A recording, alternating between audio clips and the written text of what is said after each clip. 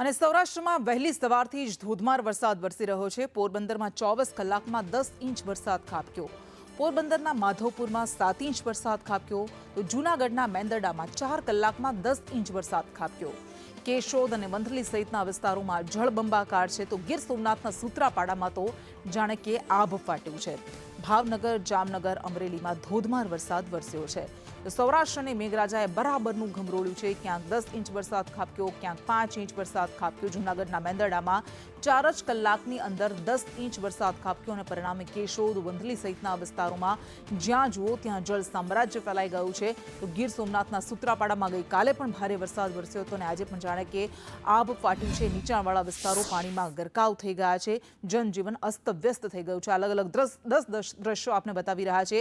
ગારિયાધાર, ઉમરાળા, મેંદરડા, જૂનાગઢ, મહુવા, તાલાલા, કલ્યાણપુર, જામખંભાળિયા, માળિયાહાટીના સોમનાથ, આ બધા જે વિસ્તારો છે, બધા જ તાલુકા છે કે જ્યાં ભારે વરસાદને કારણે રસ્તા પર જાણે કે નદીઓ વહેતી હોય તેવા દ્રશ્યો સામે આવી રહ્યા છે।